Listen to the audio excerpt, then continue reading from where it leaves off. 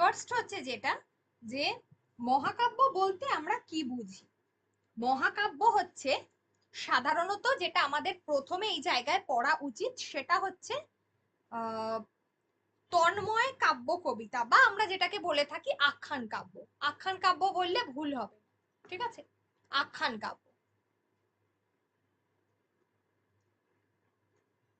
আখ্যান কাব্য। তো এই যে আখ্যান কাব্যটা রয়েছে, আখ্যান কাব্যের বিষয়বস্তু কি হতে পারে, যে আখ্যান কাব্য মানেই হচ্ছে একটা কাহিনী রয়েছে।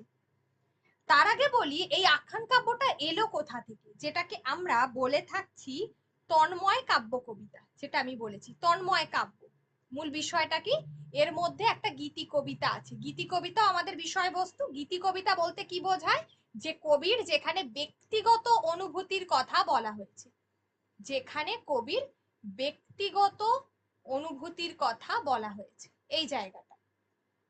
তো ব্যক্তির যেখানে, কবির যেখানে ব্যক্তিগত অনুভূতির কথা বলা হচ্ছে, তো সেখানে যেখানে হচ্ছে যে কি বলবো, যেখানে হচ্ছে তার আবেগ অনুভূতি, এই জায়গাটা তো রয়েছে। ইনক্লুডিং হচ্ছে প্রকৃতি অর্থাৎ বস্তু জগৎ। বস্তু জগতের যে প্রকাশ, সেটাই কিন্তু তন্ময় কাব্যের বিষয়বস্তু। তাহলে ব্যক্তিগত অনুভূতি তো রয়েছে, ইনক্লুডিং হচ্ছে প্রকৃতি, বা হচ্ছে আমরা আমাদের চারপাশে যেগুলো দেখি অর্থাৎ বস্তু জগৎ, সেই বস্তু জগতের পরিচয়। বস্তু জগতের পরিচয়কেই বলা হচ্ছে তাহলে তন্ময় কাব্য। যেখান থেকে, যেখান থেকে আমাদের এই সাহিত্যের মহাকাব্য কনসেপ্টটা এসেছে। কনসেপ্টটা তো হঠাৎ করে চলে এলো না। প্রথমে হচ্ছে তন্ময় কাব্য। এই তন্ময় কাব্যকে কয়েকটি ভাগে ভাগ করা যায়, যার মধ্যে একটি হচ্ছে আখ্যান কাব্য, একটি হচ্ছে মহাকাব্য। ঠিক আছে, আমাদের তাহলে পড়তে হচ্ছে আখ্যান কাব্য মহাকাব্য। তাহলে আমাদের সিলেবাসে রয়েছে আহ মহাকাব্যটা, ঠিক আছে? তাহলে আমরা মহাকাব্য পড়ব। যেমন মহাকাব্য পড়তে গিয়ে প্রথমে আখ্যান কাব্যর ব্যাপারটা একটু বলবো, যে যার মধ্যে কাহিনী রয়েছে, তাই তো? যার মধ্যে একটা কাহিনী রয়েছে, যাকে আমরা ন্যারেটিভ পোয়েট্রি বলে থাকি, একটা কাহিনী রয়েছে, সেটা হচ্ছে আখ্যান কাব্য। এটা আমাদের সিলেবাসে নেই। আমাদের সিলেবাসে আছে মহাকাব্য, যেটা হচ্ছে এপিক। ইংরাজিতে বলা হচ্ছে যাকে এপিক। এপিকটা কি না, এপিকটা হচ্ছে, এটাও একটা কাহিনীতে অবলম্বন করে তৈরি হয়েছে। কাহিনীকে অবলম্বন করে তৈরি হয়েছে, 1 নম্বর। 2 নম্বর, এখানে আখ্যান কাব্যের ধারণা রয়েছে, অর্থাৎ আখ্যান তো রয়েছে, এছাড়া আর যেগুলো রয়েছে একটা গাম্ভীর্য রয়েছে, যেগুলো তার নিজস্ব বিষয়বস্তু। মহাকাব্যের গাম্ভীর্য রয়েছে। আচ্ছা, এর কাহিনী মূলত পৌরাণিক এবং ঐতিহাসিক। পৌরাণিক ঐতিহাসিক কাহিনী এর প্রধান বিষয়বস্তু। পৌরাণিক এবং ঐতিহাসিক কাহিনী হচ্ছে এর প্রধান বিষয়বস্তু। এটা গেল। আর এছাড়া কি হয় না, গাম্ভীর্য রয়েছে। আচ্ছা, তারপরে হচ্ছে যে একটা আয়তনটা অনেক বেশি হয়।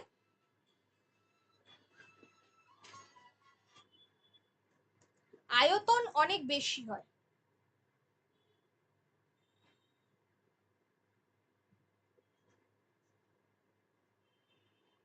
আয়তন হচ্ছে অনেক বেশি হয়, এবং যেখানে শৌর্য বীর্যের মহত্বের কথা বলা হয়েছে, শৌর্য বীর্য মহত্বের কথা বলা হয়েছে, এই বিষয়গুলো কিন্তু, এবং বর্ণনা দেওয়া হয়েছে যে উপাখ্যানকে কেন্দ্র করে, এই বিষয়বস্তুগুলোকে কেন্দ্র করে যে কাব্য গড়ে উঠেছে তাকেই বলা হচ্ছে মহাকাব্য। তাহলে এই বিষয়বস্তুগুলোকে কেন্দ্র করে যে কাব্য গড়ে উঠেছে, যাকে বলা হচ্ছে, যাকে বলা হচ্ছে মহাকাব্য। তাহলে তন্ময় আখ্যান কাব্যের সব থেকে যে বিভাগটি গুরুত্বপূর্ণ, তন্ময় আখ্যান কাব্যের যে বিভাগটি গুরুত্বপূর্ণ সেটা হচ্ছে মহাকাব্য। 1 নম্বর কোয়েশ্চেন যদি বলে যেটা কোথা থেকে আসছে, এর উৎপত্তিটা কোথায়, তাহলে অবশ্যই কিন্তু তন্ময় যেটা আখ্যান কাব্য হবে, যার সব থেকে গুরুত্বপূর্ণ বিভাগ হচ্ছে মহাকাব্য বা এপিক। প্রথমত এর বৈশিষ্ট্য হচ্ছে এটি সুদীর্ঘ, আকার আয়তন অনেকটাই বেশি হয়, 1 নম্বর। 2 নম্বর কি হচ্ছে, এখানে শৌর্য বীর্য মহত্বের কথা রয়েছে। একটা আখ্যান রয়েছে সেই আখ্যান হতে হবে পৌরাণিক বা ঐতিহাসিক। এগুলো হলো বিষয়বস্তু এবং এগুলো হচ্ছে এবং খুবই দীর্ঘ, আগেই বলে দিয়েছি। এই টোটাল গাম্ভীর্য থাকবে এই বিষয় বৈশিষ্ট্যগুলো যে মূলত কাব্যের মধ্যে রয়েছে, যাকে আমরা বলবো মহাকাব্য।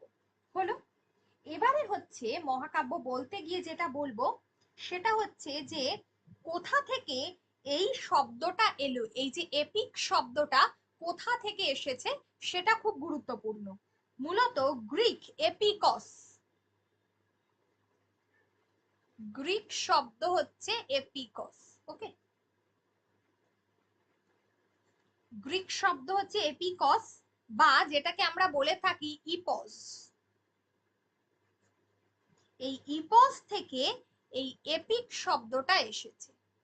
এই এপিক শব্দটা ইপস থেকে এসেছে, যার উদ্ভব আমরা প্রথম কোথায় দেখি না হোমারের ইলিয়াড এবং ওডিসি। হোমারের ইলিয়াড এবং ওডিসি, এই যে মহাকাব্যগুলো ছিল এখানে কিন্তু আমরা প্রথম দেখতে পাই।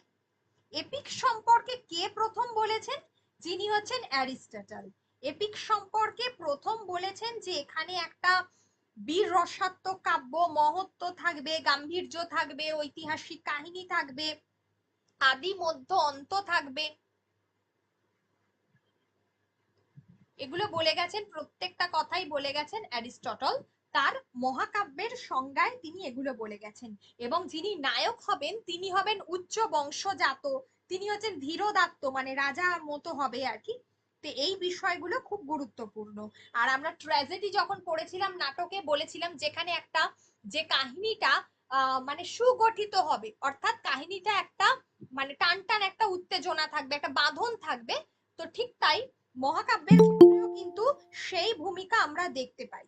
সেই ভূমিকা দেখতে পাই। এখানের কাহিনী হতে হবে সিম্পল, তুলনামূলক কি হচ্ছে যে সরল থেকে জটিল, জটিল বিষয়ের দিকে এগিয়েছে, সরল থেকে জটিল বিষয়ের দিকে এগিয়েছে। আর হচ্ছে যে এখানে এই মহাকাব্যের যে যে বৈশিষ্ট্যগুলো এখনো পর্যন্ত বলেছি সেগুলো ছাড়াও যেগুলো একটা মহাকাব্যে থাকতে পারে সেগুলো হচ্ছে নাম্বার ওয়ান, এগুলো ছাড়াও যে বৈশিষ্ট্যগুলো থাকতে পারে সেগুলো কি কি?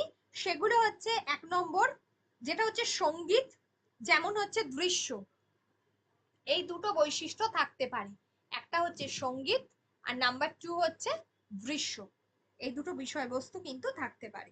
ঠিক আছে, আচ্ছা, এপিকের সব থেকে শ্রেষ্ঠ এবং সার্থক রূপকার কে? এপিকের শ্রেষ্ঠ এবং সার্থক রূপকার কে?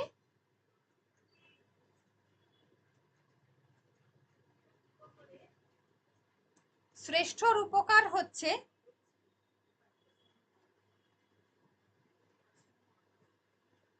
হোমার। ঠিক আছে, এপিকের সব থেকে শ্রেষ্ঠ রূপকার হচ্ছে হোমার। একটা মিনিট একটু হোল্ড করো তো, জাস্ট একটু হোল্ড করো, বলছি।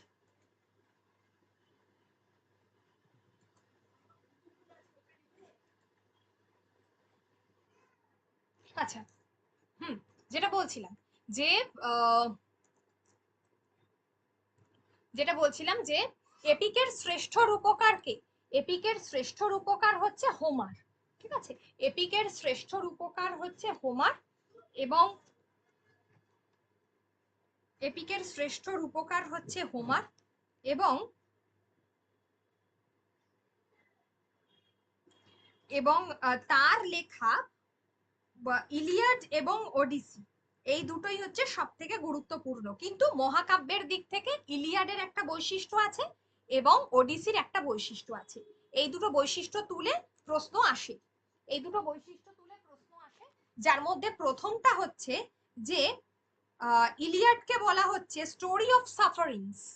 ইলিয়াডকে বলা হয়,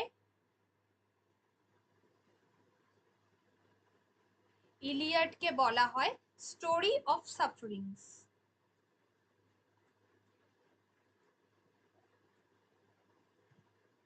আর ওডিসিকে কি বলা হয়? ওডিসিকে বলা হয় স্টোরি অফ ক্যারেক্টার। দুটো মহাকাব্য কি কারণে বিখ্যাত? একটা হচ্ছে এর চরিত্রায়নের জন্য, চরিত্রাঙ্কনের দিক থেকে বিখ্যাত ওডিসি। আর ইলিয়াড হচ্ছে কি পরিমাণ স্বার্থ ত্যাগ করেছে, যে এই ধরনের চরিত্রের জন্য ইলিয়াড হচ্ছে বিখ্যাত, মানে এই কাহিনীটির জন্য ইলিয়াড হচ্ছে বিখ্যাত। ঠিক আছে, তাহলে এগুলো গেল, এগুলো পড়তে হবে। আর মহাকাব্যের দিক থেকে মহাকাব্যের বৈশিষ্ট্য পড়তে হবে। মহাকাব্য, এবারে আমি পরের যে স্টেজটাতে আসব, সে মহাকাব্যকে কয় ভাগে ভাগ করা যায়। মহাকাব্য মূলত, একটু ইলিয়াড আর ওডিসিকে কি বলে আরেকবার একটু বলে দিন না। হ্যাঁ হ্যাঁ, ইলিয়াডকে বলা হয় স্টোরি অফ সাফারিংস, যে স্বার্থত্যাগ। এই আখ্যানের প্রধান বিষয়বস্তু ছিল স্বার্থত্যাগ। আর চরিত্রাঙ্কনের দিক থেকে স্টোরি অফ ক্যারেক্টার, যেটাকে বলা হয় ওডিসি।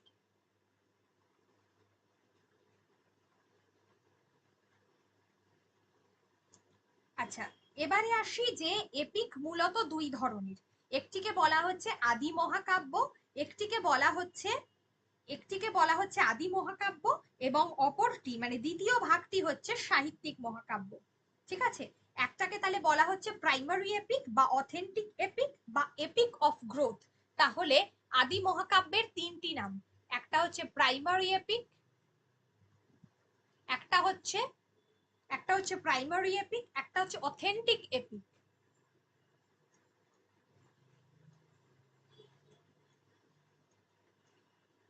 আর একটি হচ্ছে এপিক অফ গ্রোথ।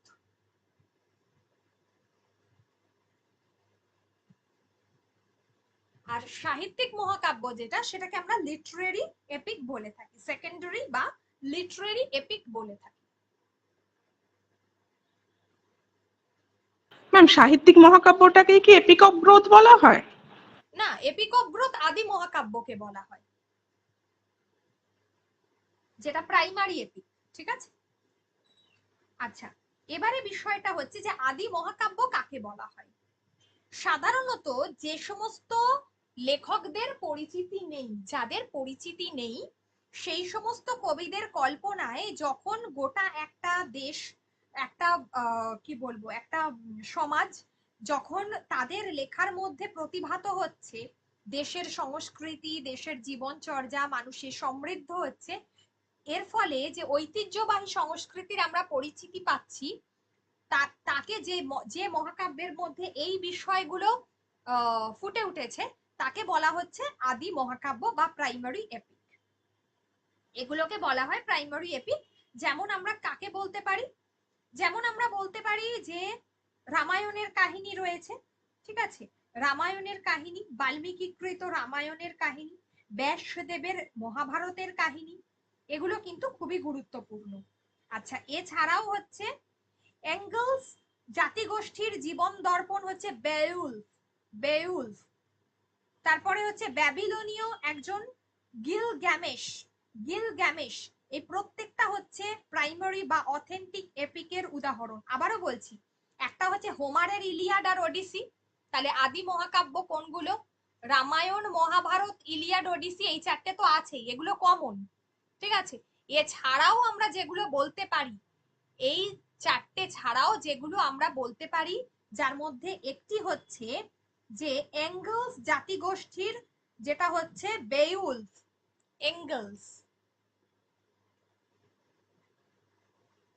এঙ্গেলসের হচ্ছে বেউলফ, এটা একটা হবে। আরেকটা কি হতে পারে না, ব্যাবিলনীয় হচ্ছে গিলগ্যামেশ।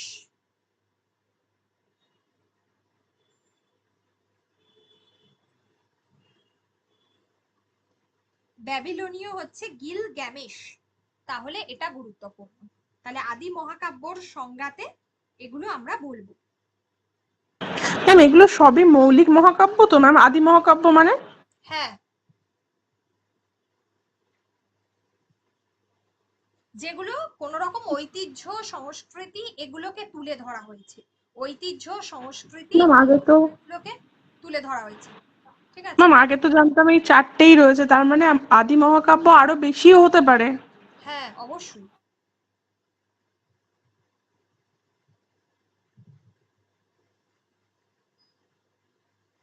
আচ্ছা, এবারে হচ্ছে যে উম এই বিষয়গুলো রয়েছে। সব থেকে আমরা তো আমাদের দেশের রামায়ণ মহাভারতকেই বেশি বলি, ঠিক আছে, আর ইলিয়াড ওডিসি যেহেতু গুরুত্বপূর্ণ বলি। আচ্ছা, এরপরে আসছি যে সাহিত্যিক মহাকাব্য।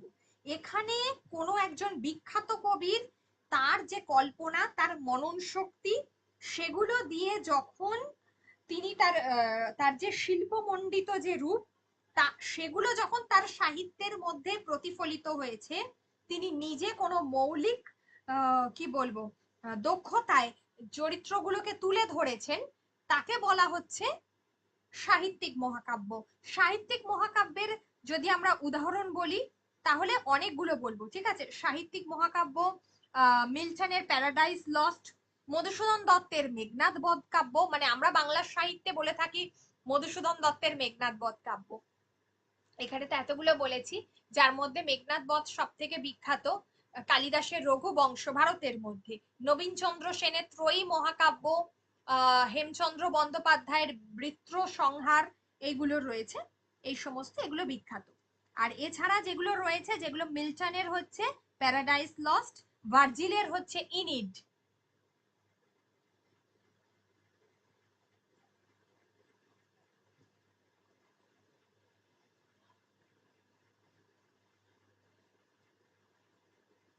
ভার্জিলের হচ্ছে ইনিড, আর হচ্ছে ট্যাসোর হচ্ছে জেরুজালেম ডেলিভার্ড।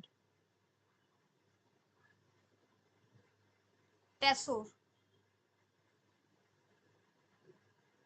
Jerusalem delivered.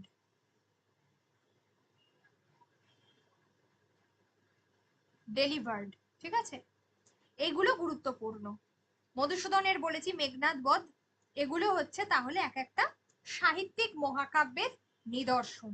এগুলি হলো এক একটা সাহিত্যিক মহাকাব্যের নিদর্শন।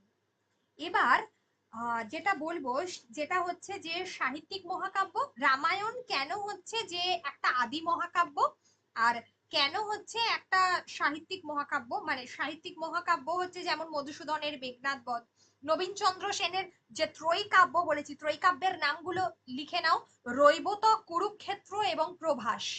রৈবতক, কুরুক্ষেত্র, প্রভাস।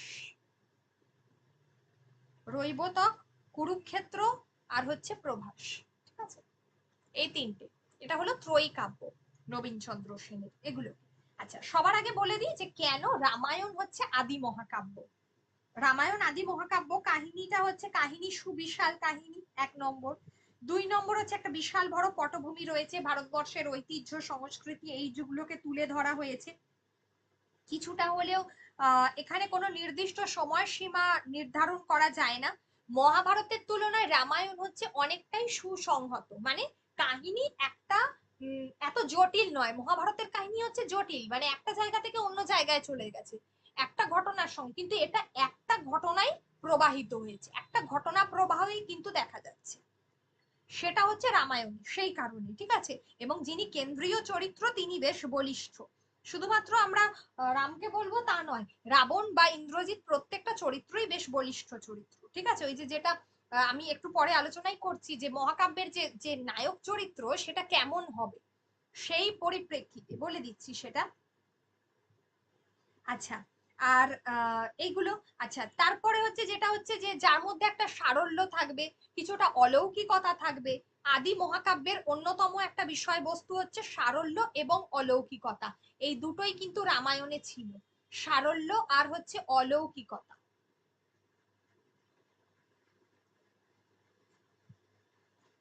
আচ্ছা, আহ মহাকাব্যিক বিষয় তো অবশ্যই অনেক বড় বিষয়, বীর রসের কাহিনী, এটা ঠিক। রামচন্দ্রের দিক থেকে তিনি তার পিতার কথা পালন করবার জন্য, পিতৃ আজ্ঞা পালনের জন্য তিনি বনবাসে গিয়েছেন, সেখানে গিয়ে আবার তার রাবণের সঙ্গে যে কঠিন সংগ্রাম হয়েছে, পুরো বিষয়গুলো উঠে এসেছে, মানে একেবারে রবীন্দ্রনাথের বীর পুরুষের মতো ব্যাপার, ঠিক আছে। এইগুলো কাহিনীগুলো গেল। হ্যাঁ, এবার যেটা বলবো যে মহাকাব্যের নায়ক, মহাকাব্যের নায়ক হবে একদম ধীরোদাত্ত, মানে রাজার পরিবার থেকে উঠে আসবে, যে হচ্ছে সৎ বংশজাত, যে হবে ক্ষত্রিয়, এই প্রত্যেকটা বিষয় আমরা রামের মধ্যে দেখতে পাই। ঠিক আছে, তিনি মানুষ অথবা দেবতা যাই হোক না কেন, এই বিষয়গুলো, যিনি নায়িকা হবেন তিনিও তেজস্বিনী। ঠিক আছে, এই বিষয়গুলো দেখা যাচ্ছে চরিত্রের মধ্যে দিয়ে। আর একটা কি না, আদি মহাকাব্য বলো বা সাহিত্যিক মহাকাব্য বলো, যার মধ্যে একটা প্রধান বিষয়বস্তু হচ্ছে ভাষা। অ্যারিস্টটল বলছেন মহাকাব্যের ভাষা হবে ছন্দময়, গুরু গম্ভীর, এই দুটো হচ্ছে খুবই গুরুত্বপূর্ণ। ঠিক আছে, তাহলে মহাকাব্যের ভাষা হচ্ছে ছন্দময়, এটা একটা গেল। আর তিনি ছন্দ হিসাবে সবসময় হেক্সামিটারকে কিন্তু গুরুত্ব দিয়েছেন। হেক্সামিটার, ঠিক আছে, বা যেটাকে তিনি বলছেন হিরোইক মিটার, এটাকে তিনি কিন্তু গুরুত্ব দিয়েছেন, হেক্সামিটার বা হিরোইক মিটার। হেক্সামিটার মহাকাব্যের ছন্দ।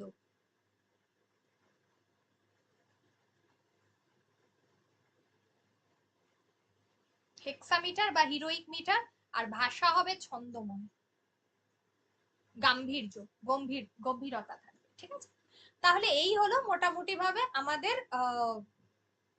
আদি মহাকাব্য হিসেবে এটা বললাম। আর সাহিত্যিক মহাকাব্য এটা যখন বললাম, তো সাহিত্যিক মহাকাব্যটাও বলে দেবো।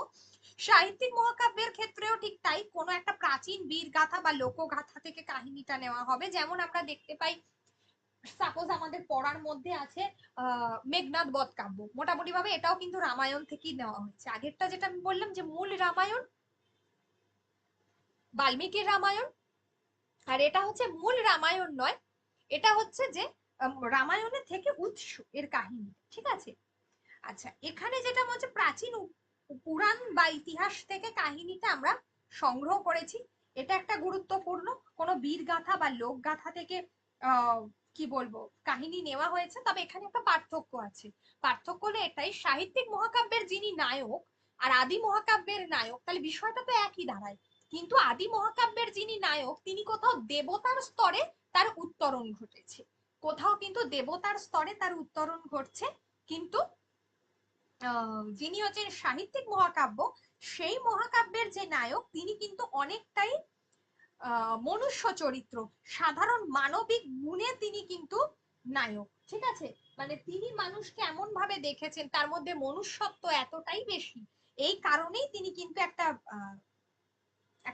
একটা চরিত্র আর কি, একটা বীর চরিত্র। ঠিক আছে, যেটা হচ্ছে এই কারণেই তিনি হচ্ছেন গুরুত্বপূর্ণ, এবং এই কারণেই হচ্ছেন যেটা আমরা কিন্তু ইন্দ্রজিতের মধ্যে দেখতে পাই, মানবিক গুণ সম্পন্ন, রাবণের মধ্যে দেখতে পাই। ঠিক আছে, এইগুলো, এগুলো আছে, বস্তুধর্মিতা আছে, সাহিত্যিক মহাকাব্যের ক্ষেত্রেও আছে। প্রাচ্য পাশ্চাত্যের আলংকারিকরা কিন্তু সাহিত্যিক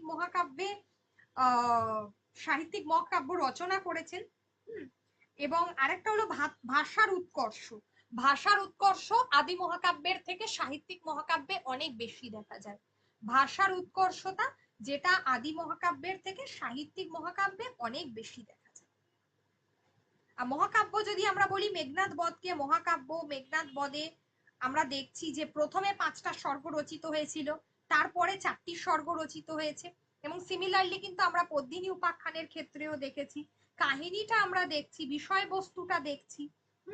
আরেকটা হচ্ছে যে সাহিত্যিক মহাকাব্যে একটা হলো জীবনের প্রথম জীবনে যে আদিম প্রবৃত্তি থাকে, যেটা পরবর্তীকালে মানুষের উত্তরণ ঘটে, যেটা কিন্তু সাহিত্যিক মহাকাব্যের মধ্যে দেখা যায় এই বিষয়গুলো। আর আদি মহাকাব্যে দেবতার আধিপত্য যতটা বেশি দেখা যায়, সাহিত্য আদি মহাকাব্যের ক্ষেত্রে সাহিত্যিক মহাকাব্যে দেবতার মানে দেবতার যে মানবিক গুণগুলো সেগুলো কিন্তু ততটা বেশি দেখা যায়।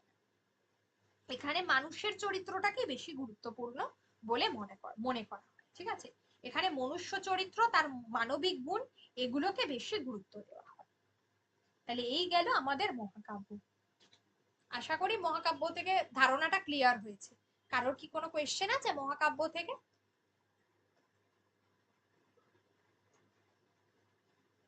ম্যাম, বলছি সাহিত্যিক মহাকাব্য এবং প্রাচীন মহাকাব্য বাদেও ব্যঙ্গ বিদ্রুপাত্মক যে মহাকাব্য হয় সেগুলো কি পড়ার দরকার রয়েছে? না, সেগুলো অত দেখার দরকার নেই, খুব একটা গুরুত্বপূর্ণ নয়। তবুও জাস্ট দেখে রাখতে পারো ব্যঙ্গ মহাকাব্য, মক এপিক যেগুলোকে বলা হয়, একবার দেখে নেবে। হ্যাঁ হ্যাঁ ঠিক আছে, যেমন হচ্ছে আমি বলেই দিচ্ছি, যেমন হচ্ছে যে মক এপিকের মধ্যে সাধারণত এগুলো পাশ্চাত্য কবিদের রচনাতেই বেশি দেখা যায়। বলেই দিই, যেটা হচ্ছে যেখানে তুচ্ছ বা হাস্যকর বিষয় অবলম্বনে এটা তৈরি হয়, এটা ঠিক। বিদ্রুপাত্মক কাব্য, এটাও ঠিক। কিন্তু এক্ষেত্রে যেটা ব্যাপারটা হচ্ছে, ঘটনাটা তুচ্ছ কাব্য থেকে নেওয়া হলেও বা তুচ্ছ কোনো বিষয় থেকে নেওয়া হলেও মহাকাব্যের যে বৈশিষ্ট্যগুলো এখানে কিন্তু কি বলবো, গুরুত্ব পায়। যেমন হচ্ছে আমি বলছি, যেমন হচ্ছে বিশাল আয়তন থাকে, যেমন হচ্ছে যুদ্ধ বিগ্রহের বর্ণনা থাকে, অতিলৌকিক বেশ কিছু কাহিনী থাকে, এই বিষয়গুলো। ঠিক আছে, যেমন হোমারের কাব্যেই রয়েছে, হোমারের কাব্যেতেই উপমা রয়েছে, যেটা হচ্ছে বেশ মানে ওটা না দিলেও চলতো এরকম বিষয়, মানে মহাকাব্যে তো ওইসব বেশি দেওয়া থাকে না। তো হোমারীয় উপমা, তো এগুলো এগুলো মক মক এপিক হিসেবে কিন্তু এগুলো ব্যবহার হয়েছে। এছাড়াও যেমন আমি বলতে পারি the rape of the lock, পোপের লেখা। ঠিক আছে, পোপের লেখা the rape of the lock. এছাড়া আছে যেমন হচ্ছে সুইফটের একটা গদ্য রচনা আছে, ম্যাক ফ্লেকনক। ঠিক আছে, সুইফটের একটা গদ্য রচনা আছে, তাহলে পোপের লেখা হচ্ছে the rape of the lock, এটা হচ্ছে সব থেকে গুরুত্বপূর্ণ। ম্যাম এরকম জাতীয় রচনা কি আমাদের বাংলায় আছে কিছু? বাংলায় বলতে ব্যঙ্গ কবিতা আছে, কিন্তু ব্যঙ্গ মহাকাব্য সেভাবে নয়। হ্যাঁ, একটা আছে যেটাকে আমরা বলে থাকি ওই যে ছুচ্ছন মানে ছুছুন্দরী বধ। ঠিক আছে, ছুছুন্দরী বধ যেটাকে বলা হয়, যেটা বাংলা ভাষায় মক মক এপিক হচ্ছে, মেঘনাদ বধকে ব্যঙ্গ করে লেখা হয়েছিল, ছুছুন্দরী বধ বলে একটা কাব্য লেখা হয়েছিল। ঠিক আছে, এটা প্রবাবলি এটা জগৎবন্ধু ভদ্রের লেখা। আর একটা ইন্দ্রনাথ বন্দ্যোপাধ্যায়ের লেখা হচ্ছে ভারত উদ্ধার, দুটোই লিখে না, ছুছুন্দরী।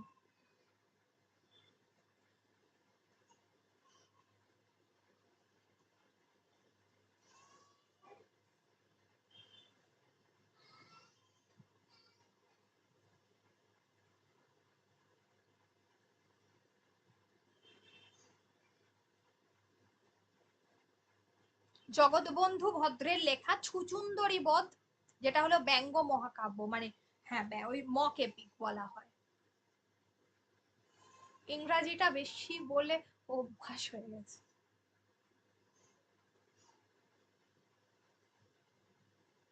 আর আরেকটা হলো আরেকটা বললাম হচ্ছে ইন্দ্রনাথ বন্দ্যোপাধ্যায়ের ভারত উদ্ধার।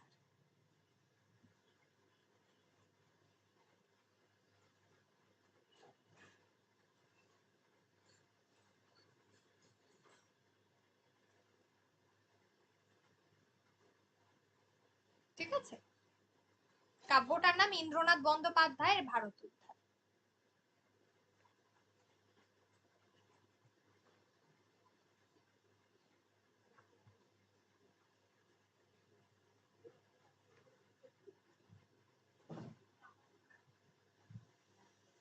আচ্ছা, তাহলে এগুলো গেল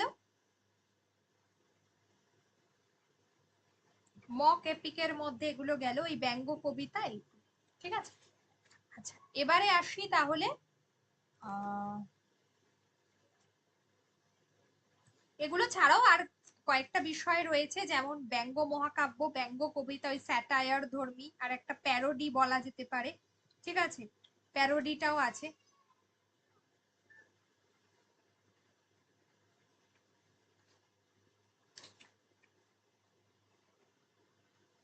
তো মোটামুটি ভাবে দুটো গুরুত্বপূর্ণ, ওই দুটো ভালো করে পড়লেই হবে,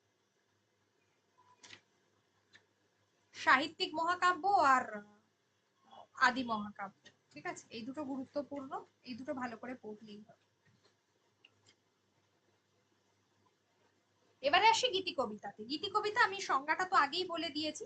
গীতি কবিতার সংজ্ঞা হচ্ছে যেখানে কবির ব্যক্তিগত অনুভূতি প্রকাশ পেয়েছে, যেটা আমরা বলে থাকি বাঙালি বাংলার সাহিত্যে গীতি কবিতা সব থেকে বিখ্যাত হচ্ছে বিহারী লালের কবিতা, সব থেকে গুরুত্বপূর্ণ। আর হলো যে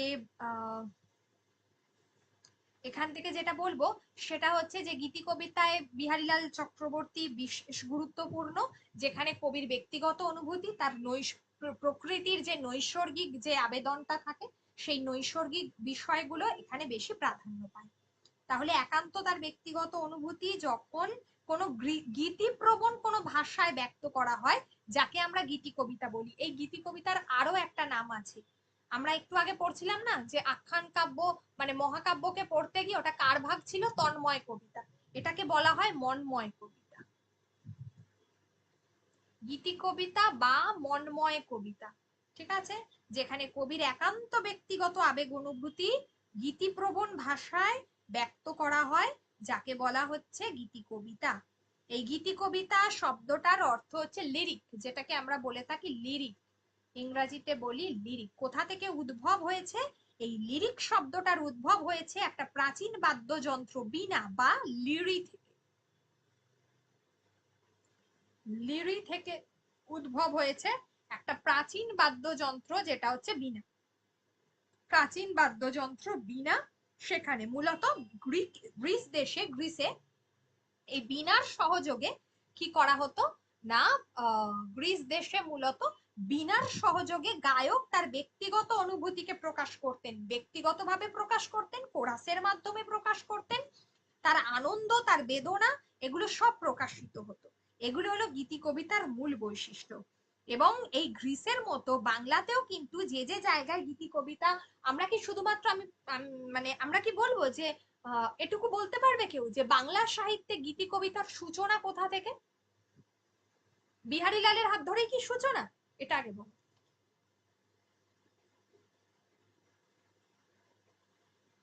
না, বিহারীলালের হাত ধরে সূচনা নয়, সবার আগে সূচনা হচ্ছে বৈষ্ণব পদাবলী। না, বৈষ্ণব পদাবলী এবং শাক্ত পদাবলী, এই দুটোতেই কিন্তু গীতি কবিতার যে বৈশিষ্ট্য সেখানে স্পষ্ট। তাহলে বৈষ্ণব পদাবলী আর হচ্ছে শাক্ত পদাবলী, ঠিক আছে, এই দুটোতেই কিন্তু স্পষ্ট গীতি কবি। তারপরে আধুনিক সময় এসেছে, তারপরে আধুনিক সময় এসেছে। তাহলে প্রথম ছিল কোথায় না, প্রাচীন গ্রিসে। আচ্ছা, তাহলে আমরা যেটা পড়ছি যে গীতি কবিতা, এই গীতি কবিতার কিন্তু অনেকগুলো ভাগ রয়েছে। এই গীতি কবিতার অনেকগুলো ভাগ রয়েছে, যার মধ্যে ওড আছে, ব্যালাড আছে, এলিজি আছে, শোক কবিতা, সনেট আছে, তারপরে যেটা আমরা বলে থাকি ওই প্যাস্টোরাল বলে থাকি, মানে ওগুলোকে বলা হয় কি বলবো, রাখালিয়া কাব্য, ঠিক আছে, হাইকু আছে, এই সমস্ত, ঠিক আছে, এইগুলো কিন্তু গুরুত্বপূর্ণ, এগুলো সব গীতি কবিতার ভাগ। আচ্ছা, এক এক করে আসি। লিখে নেবো? হ্যাঁ, আমি লিখে নাও এখানে, আমি লিখে দিচ্ছি, নইলে স্পেলিং যদি মিস্টেক হয়। এখানে সনেট ফনেট গুলো লেখাই আছে, আমি বলেই দিচ্ছি। আচ্ছা, আমি এখানে বলে দিই একবার ভাগগুলো, ঠিক আছে। ফার্স্টে হচ্ছে গীতি কবিতা, যেটাকে আমরা মন্ময় কবিতা বলে থাকি, যার ভাগগুলো হচ্ছে ওড। ওডের বাংলাটা হচ্ছে বোধহয় স্তোত্র কবিতা, ঠিক আছে, ওড। ব্যালাড, ব্যালাড হচ্ছে গাথা কবিতা, গাথা, স্তোত্র, ঠিক আছে। নাম্বার 3 হচ্ছে এলিজি, এলিজি মানে শোক কবিতা।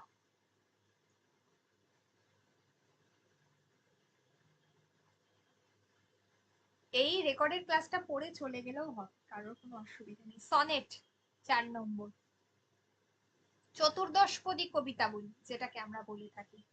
5 নম্বর হচ্ছে যেটাকে আমরা বলছি প্যাস্টোরাল বা রাখালিয়া,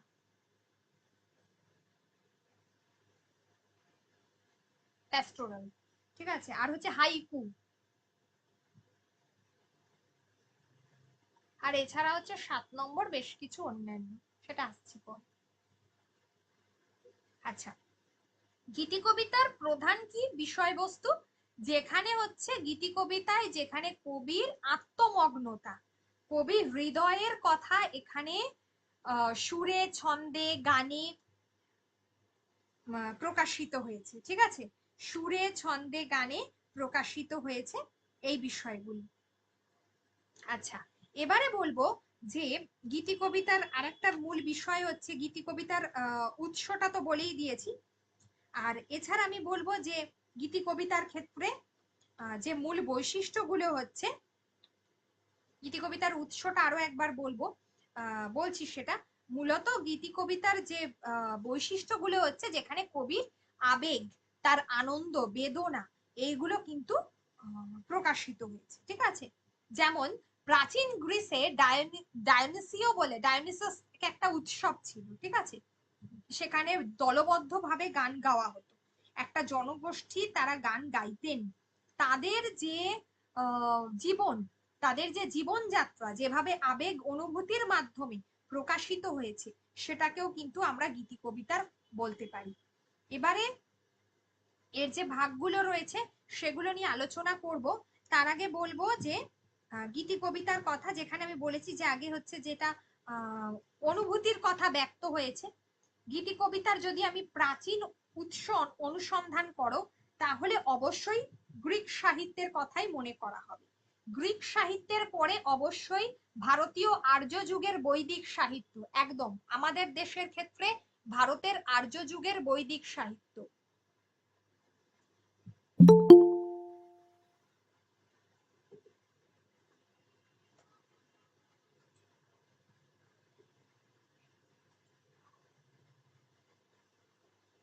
ভারতের আর্য যুগের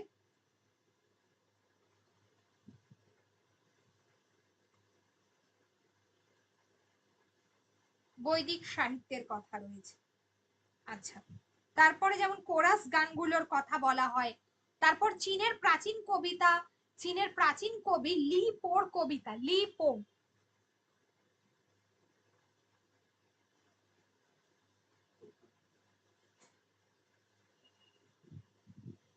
লি পোর কবিতা, এটা গুরুত্বপূর্ণ। রবীন্দ্রনাথের কবিতা, রবীন্দ্রনাথের আধুনিক কাব্য, এগুলো খুবই গুরুত্বপূর্ণ, ঠিক আছে। এছাড়াও গীতি কবিতা যদি আমরা বলি, তাহলে কালিদাসের দীর্ঘ কাব্যেও লিরিকের পরিচয় পাওয়া যায়। মেঘদূতের কথা আমরা জানতে পারি। ধৈর পবনদূতে কিন্তু লিরিকের বৈশিষ্ট্য রয়েছে। জয়দেবের গীত গোবিন্দতে বৈশিষ্ট্য রয়েছে। এই তিনটে, তাহলে নাম্বার 1 বললাম কালিদাসের মেঘদূত। তারপর যেটা হচ্ছে ধৈর হচ্ছে পবনদূত।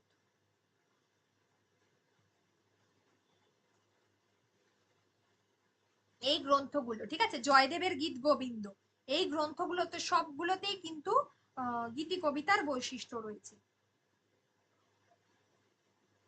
গীতি কবিতার সন্ধান আমরা কিভাবে পাচ্ছি? প্রাকৃত অপভ্রংশ, মধ্য ভারতীয় আর্য প্রাকৃত অপভ্রংশের মধ্য দিয়ে কিন্তু এইভাবে গীতি কবিতার সূচনা হয়েছে। অনেক পরে বাংলা ভাষায় চর্যাপদের মধ্যেও কিন্তু গীতি লক্ষণ দেখা যায়। তারপরে কিন্তু বৈষ্ণব পদাবলী এবং শাক্ত পদাবলী, শুধুমাত্র বৈষ্ণব পদাবলী শাক্ত পদাবলী নয়, তার আগে চর্যাপদও ছিল। আধুনিক সাহিত্যে এবার আসি, আধুনিক সাহিত্যে বিহারীলাল চক্রবর্তী, মধুসূদন দত্ত চতুর্দশপদী কবিতা বলি, তারপর রবীন্দ্রনাথ ঠাকুর, ঠিক আছে।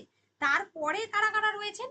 পরের দিকে দেবেন্দ্রনাথ সেন, অক্ষয় কুমার বড়াল, করুণানিধান বন্দ্যোপাধ্যায়, সত্যেন্দ্রনাথ দত্ত, মোহিতলাল মজুমদার, যতীন্দ্রমোহন বাগচি, কামিনী রায়, প্রিয়ম্বদা দেবী, ঠিক আছে। রবীন্দ্রোত্তর যুগে মানে পরবর্তী যুগে প্রেমেন্দ্র মিত্র, জীবনানন্দ দাশ, অমিয় চক্রবর্তী, সুধীন্দ্রনাথ দত্ত, বুদ্ধদেব বসু, বিষ্ণুদেব, সমর সেন, এই প্রমুখের কবিতায় কিন্তু গীতি কবিতার যে আবেগ অনুভূতি স্পষ্ট। এতজনের নাম বললাম, মানে গীতি কবিতা বলতে গেলে পুরোপুরি বাংলা সাহিত্য ভরে যাবে। বাংলা সাহিত্যে কাব্য রচনা যারা যারা করেছেন প্রত্যেকের কথাই কিন্তু গীতি কবিতাতে বলতে হবে।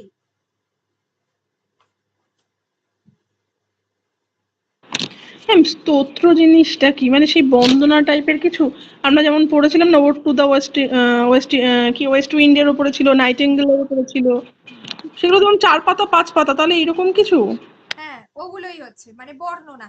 কোন গ্রিক নাটকের কোরাস, মানে স্তোত্র মানে পুরো নাটকটা নয়, তার যে মূল বিষয়টাকে, সেটাকে হয়তো কোরাসের মানে স্তোত্র মূল বিষয়টাকে ভিতর থেকে, যেমন আমরা সাপোজ আমি বলছি যে আনন্দমঠ উপন্যাসে বন্দে মাতরমের কথা বলা হয়েছে, তো পার্টিকুলার ওই বিষয়টাকে যদি আমি কোরাস হিসেবে পরিবেশন করি, তাহলে সেটা কিন্তু স্তোত্র হিসেবে ব্যবহার করা হবে। বোঝা গেল? হ্যাঁ ম্যাম, এবার বুঝতে পেরেছি, কারণ ওখানে উল্লেখই ছিল ওড টু দা বলে, এর জন্য। ওড টু দ্য ওয়েস্ট, তাই তো? হ্যাঁ, ode to the west wind ছিল, ওড টু দা নাইটিঙ্গেল ছিল। আচ্ছা, এবারে হচ্ছে যে গীতি কবিতাকে মূলত বিষয়ানুক্রমিক ভাবে কয়েকটি শ্রেণীতে বিভক্ত করা যায়। বিষয়ানুক্রমিক ভাবে, যেমন প্রকৃতি, প্রেম, দেশপ্রেম, গার্হস্থ্য জীবন, এইগুলো বিষাদ, এগুলোকে কেন্দ্র করে কয়েকটা ভাগে ভাগ করা যায়, ঠিক আছে? যেমন জীবনানন্দের বনলতা সেন, আমি মানে যেগুলো কি বলবো সহজ আগে বললাম। তারপরে হচ্ছে দেবেন্দ্রনাথ সেনের দাও দাও একটি চুম্বন, ঠিক আছে? তারপরে হচ্ছে রবীন্দ্রনাথের গুপ্ত প্রেম, তারপরে গোবিন্দচন্দ্র দাশের হচ্ছে রমণীর মন, এইগুলো, এগুলো সব প্রেম রিলেটেড বিষয়। আবার গার্হস্থ্য জীবন রিলেটেড হচ্ছে হেমচন্দ্র বন্দ্যোপাধ্যায়ের শিশুর হাসি, যেমন হচ্ছে দেবেন্দ্রনাথ সেনের শিশির কুমার, এইগুলো। এগুলো আমি যখন এক্সট্রা নোটস দেবো, আমি এইগুলোতে মানে তখন তো এত কিছু বৈশিষ্ট্য লেখার দরকার নেই, শুধু উদাহরণগুলো আমি দিয়ে দেবো, ঠিক আছে?